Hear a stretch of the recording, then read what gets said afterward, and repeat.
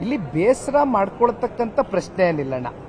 ಬೇಸರ ಅನ್ನೋದಕ್ಕಿಂತ ಹೆಚ್ಚಾಗಿ ಏನಾಗಿದೆ, ಒಂದು ಸ್ವಲ್ಪ ನಮಗೆ ತುಮಕೂರು, ಕೋಲಾರ, ಆಮೇಲೆ ಈ ಭಾಗದಲ್ಲಿ ಅತಿ ಹೆಚ್ಚು ಕೇಡರು ಬಲಿಷ್ಠವಾಗಿ ಬೆಳೆದಿರೋದ್ರಿಂದ ಎಲ್ಲೋ ಒಂದು ಕಡೆ ಒಂದು ಬೈಕೆ ಇತ್ತು. ಆ ಒಂದು ಸೌತ್ ಈಸ್ಟ್ ಕಾನ್ಸ್ಟಿಟ್ಯುನ್ಸಿ ಏನಿದೆ ನಮಗೆ MLC ಕಾನ್ಸ್ಟಿಟ್ಯುನ್ಸಿ, ಅದು ಜನತಾದಳ ಪಕ್ಷಕ್ಕೆ ಕೊಟ್ಟಂಥ ಸಂದರ್ಭದಲ್ಲಿ, ಯಾಕೆಂದರೆ ಈ ಹಿಂದೆ ಚೌಡರೆಡ್ಡಿ ಅವರು 4 ಸಲ ಸ್ಪರ್ಧೆ ಮಾಡಿದರು, ಗೆದ್ದು ಇದ್ದಾರೆ, ಸೋತು ಇದ್ದಾರೆ. ಅದು ಆ್ಯಕ್ಚುಲಿ ಇಟ್ಸ್ ಎ ಪ್ರೊಡಾಮಿನೆಂಟ್ಲಿ ಒಂದು ರೀತಿ BJP ಮತ್ತು JDS ಇರ್ತಕ್ಕಂಥ ಶಕ್ತಿ ಇರ್ತಕ್ಕಂಥ ಕ್ಷೇತ್ರಗಳು. ಅಲ್ಲಿ ಇಲ್ಲಿವರೆಗೂ ಕಾಂಗ್ರೆಸ್ಸು ಗೆಲುವು ಸಾಧಿಸಲಿಕ್ಕಾಗಿಲ್ಲ. ಸೊ ಸ್ವಾಭಾವಿಕವಾಗಿ ನಮ್ಮ ಮಿತ್ರ ಪಕ್ಷದ ಕಡೆಯಿಂದಯೂ ಕೂಡ ನಮಗೆ ಸಿಕ್ಕಿದ್ರೆ ನಾವು ಗೆಲ್ತೇವೆ ಅಂತಕ್ಕಂಥ ಆತ್ಮವಿಶ್ವಾಸ ಇದೆ. ಇಲ್ಲಿ ನಮ್ಮಲ್ಲೂ ಕೂಡ ಇಲ್ಲ, ನಮಗೇನಾದರೂ ಅವಕಾಶ ಸಿಕ್ಕಿದ್ರೆ ನಾವು ಕೂಡ ಗೆಲ್ತೇವೆ ಅಂತಕ್ಕಂಥ ಚರ್ಚೆಗಳು ಉದ್ಭವ ಆಗಿದ್ದು ಸತ್ಯ, ಅದು ತಮಗೂ ಕೂಡ ಗೊತ್ತಿದೆ. ಆ ನಿಟ್ಟಿನಲ್ಲಿ ಈಗಾಗಲೇ ಘೋಷಣೆ ಆಗೋಗಿರ್ತಕ್ಕಂಥ ಹಿನ್ನೆಲೆಯಲ್ಲಿ ಅದನ್ನು ಯಾವ ರೀತಿ ಒಂದು ರೀತಿ ಗೊಂದಲ ಆಗದೇ ಇರತಕ್ಕಂಥ ನಿಟ್ಟಿನಲ್ಲಿ ಏನಾದರೂ ನಿವಾರಣೆ ಮಾಡಲಿಕ್ಕೆ ಆಗ್ತದಾ ಅಂತಕ್ಕಂಥ ಚರ್ಚೆ ಸನ್ಮಾನ್ಯ ಕುಮಾರಣ್ಣ ಅವರ ಕಡೆಯಿಂದ ಈಗಾಗಲೇ ಆಗಿದೆ. ಜೊತೆಯಲ್ಲಿ ಒಂದು ಟೀಚರ್ಸ್ ಕಾನ್ಸ್ಟಿಟ್ಯುನ್ಸಿ ಏನಿದೆ ಅದು ಸದ್ಯಕ್ಕೆ ಘೋಷಣೆ ಆಗಿಲ್ಲ ಅಂದರೆ ಬಹುಶಃ ಮಾಧ್ಯಮ ಸ್ನೇಹಿತರು ಜನತಾದಳ ಪಕ್ಷಕ್ಕೆ ಬಿಟ್ಕೊಟ್ಟಿದ್ದಾರೆ ಅಂತಕ್ಕಂಥ ಅರ್ಥದಲ್ಲಿ ನಾವೆಲ್ಲರೂ ಕೂಡ ಭಾವಿಸಬೇಕಾಗ್ತದೆ ಸ್ವಾಭಾವಿಕವಾಗಿ. ಹಾಗಾಗಿ ನೋಡೋಣ, ಇನ್ನು ನವೆಂಬರ್ ತಿಂಗಳು ಚುನಾವಣೆ ಇರೋದು. JP ನಡ್ಡಾಜಿಯವರು ಹಿರಿಯರಿದ್ದಾರೆ, ಅವರ ಮಾರ್ಗದರ್ಶನ ಯಾವಾಗಲೂ ಕೂಡ ಅಲಯನ್ಸ್ ವಿಚಾರದಲ್ಲಿ ನಿರಂತರವಾಗಿದೆ. ಜೊತೆಯಲ್ಲಿ ನಿತಿನ್ ನಬೀನ್ ಅವರು ಇತ್ತೀಚಿನ ದಿನಗಳಲ್ಲಿ ಹೊಸ ರಾಷ್ಟ್ರೀಯ ಅಧ್ಯಕ್ಷರಾಗಿ ಭಾರತೀಯ ಜನತಾ ಪಾರ್ಟಿಯಿಂದ ಏನು ಪ್ರತಿನಿಧಿಸ್ತಾ ಇದ್ದಾರೆ. ನಮ್ಮೆಲ್ಲರಿಗೂ ಗೊತ್ತಿದೆ, is A very good organiser base ಲೆವೆಲಲ್ಲಿ. ಆ ಕಾರಣದಿಂದ ಅವರು ಆ ಉನ್ನತವಾದ ಸ್ಥಾನದಲ್ಲಿ ಕೂತಿದ್ದಾರೆ. ಅವ್ರಿಗೂ ಕೂಡ ಈ ಒಂದು ವಿಚಾರದ ಬಗ್ಗೆ ಸಂಪೂರ್ಣ ಮಾಹಿತಿಯನ್ನು ಸನ್ಮಾನ್ಯ ಕುಮಾರಣ್ಣ ಅವರು ನೀಡಿದ್ದಾರೆ. ಜೊತೆಯಲ್ಲಿ ಮಾನ್ಯ ಗೃಹ ಸಚಿವರು ಅಮಿತ್ ಶಾ ಜಿ ಅವರು, ಅವ್ರ ಜೊತೆಯೂ ಕೂತು ಬೇರೆ ಬೇರೆ ಬಹುಶಃ ಅವರ ಡಿಪಾರ್ಟ್ಮೆಂಟ್ ವಿಚಾರಗಳು ಕೂಡ ಒಂದಷ್ಟು ಇರ್ತದೆ, ಸ್ವಾಭಾವಿಕವಾಗಿ ಹೋಗ್ತಾ ಇರ್ತಾರೆ, ಮೀಟ್ ಆಗ್ತಾ ಇರ್ತಾರೆ. ಅದ್ರ ಮಧ್ಯೆ ಈ ಒಂದು ವಿಚಾರನೂ ಕೂಡ ಒಂದು ಪ್ರಸ್ತಾವನೆಗೆ ಇಟ್ಟಿದ್ದೀವಿ.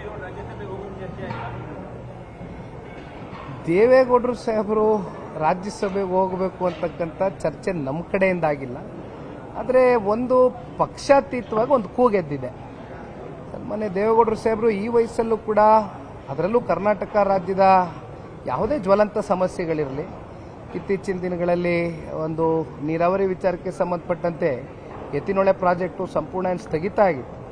ಅದಕ್ಕೆ ಒಂದು ವೇಗ ಕೊಡಬೇಕು ಅಂತಕ್ಕಂಥ ನಿಟ್ಟಿನಲ್ಲಿ ದೇವೇಗೌಡರು ಸಾಹೇಬರು ಇಟ್ಟಂಥ ಒಂದು ಬೇಡಿಕೆಗೆ ಮನ್ನಣೆಯನ್ನು ಕೊಟ್ಟು ಪ್ರಧಾನಮಂತ್ರಿಗಳಿರ್ಬೋದು ಅಥವಾ ಇಲಾಖೆಯ ಮಂತ್ರಿಗಳಿರ್ಬೋದು ಗೌರವ ಕೊಟ್ಟಿರ್ತಕ್ಕಂಥದ್ದು ನಾವು ನೋಡಿದ್ದೇವೆ.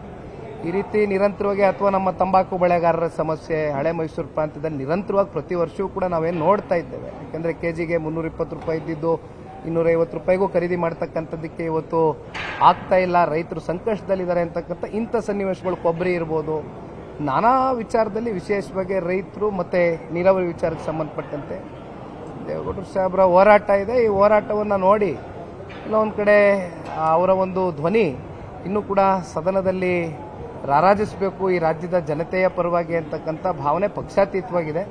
ಆದರೆ ನಾವು ಯಾವುದೇ ಒಂದು ಷರತ್ತನ್ನು ಇಟ್ಟು ಈ ಒಂದು ಅಲಯನ್ಸ್ನ ಪಾರ್ಟ್ನರ್ ಆಗಿಲ್ಲ, ಅದು ಭಾಳ ಸ್ಪಷ್ಟವಾಗಿ ಹೇಳ್ತೇವೆ. ಇವೆಲ್ಲವೂ ಕೂಡ ಮಾನ್ಯ ಈ ರಾಜ್ಯದ ಈ ಸಾರಿ ದೇಶದ ಗೌರವಾನ್ವಿತ ಪ್ರಧಾನಮಂತ್ರಿಗಳು ಜೊತೆಯಲ್ಲಿ ಗೃಹ ಸಚಿವರು ಸೇರಿದಂತೆ ಭಾರತೀಯ ಜನತಾ ಪಾರ್ಟಿಯ ಹೈಕಮಾಂಡ್ ಯಾವ ರೀತಿ ನಿರ್ಧಾರ ಮಾಡ್ತಾರೋ ಅದಕ್ಕೆ ನಾವು ತಲೆಬಾಗ್ತೀವಿ, ನಮ್ದೇನು ಒತ್ತಡ ಇಲ್ಲ.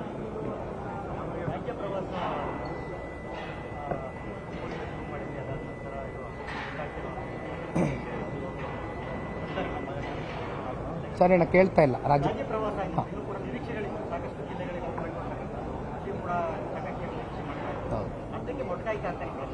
ಇಲ್ಲ, ನಡೀತಾ ಇದೆ. ಈಗ 18ನೇ ತಾರೀಕು ಮೈಸೂರು ಸಿಟಿಯಲ್ಲಿ ಮಾಡ್ತಾ ಇದ್ದೇವೆ. ಯೂಶಲಿ ಸ್ವಲ್ಪ ಮೈಸೂರು ಸಿಟಿಯಲ್ಲಿ ಇಲ್ಲಿಯವರೆಗೂ ಕೂಡ ಆ ದೊಡ್ಡ ಮಟ್ಟದ ಪ್ರೋಗ್ರಾಮ್ ಕಂಡಕ್ಟ್ ಮಾಡಲಿಕ್ಕೆ ಆಗಿಲ್ಲ. ಅಂದರೆ ನಾನು ಹೇಳೋ ಚುನಾವಣೆ ಸಂದರ್ಭದಲ್ಲಿ ಆ ಚುನಾವಣೆ ರಂಗಿರ್ತದೆ, ಕಾವಿರ್ತದೆ. ಹಾಗಾಗಿ ಸ್ವಾಭಾವಿಕವಾಗಿ ಜನನೂ ಕೂಡ ದೊಡ್ಡ ಮಟ್ಟದಲ್ಲಿ ಸೇರ್ತಾರೆ.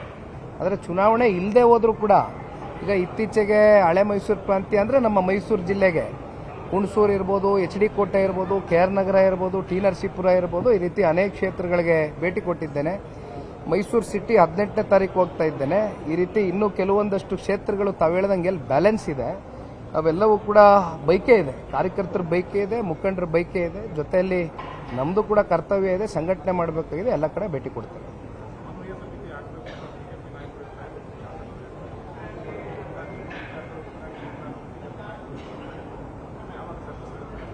ಇದು ಸಮನ್ವಯ ಸಮಿತಿ ಆಗಬೇಕು ಅಂತಕ್ಕಂಥದ್ದು ಅನೇಕ ಬಾರಿ ಪ್ರಸ್ತಾವನೆಯನ್ನು ಎರಡು ಪಕ್ಷದ ನಾಯಕರುಗಳು ಮುಂದಿಟ್ಕೊಂಡು ಮಾತಾಡಿದ್ದಾರೆ.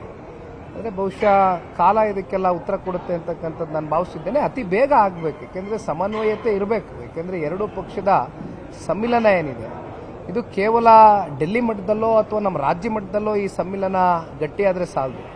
ಇದು ನಿಮಗೆ ತಳಮಟ್ಟದಿಂದ ಇನ್ನೂ ಆರೋಗ್ಯಕರವಾದಂಥ ಇದಕ್ಕೆ ಫಲಿತಾಂಶಗಳು ಹೊರಗಡೆ ಬರಬೇಕು ಅಂದರೆ ಇಂಥ ಸಮಿತಿಗಳು ಆಗಬೇಕಾಗ್ತದೆ. ಕೋಆರ್ಡಿನೇಷನ್ ಕಮಿಟಿ ಆದಾಗ ಕೋಆರ್ಡಿನೇಷನ್ನು ಸ್ವಲ್ಪ ಸುಗಮವಾಗಿ ಆಗ್ತದೆ.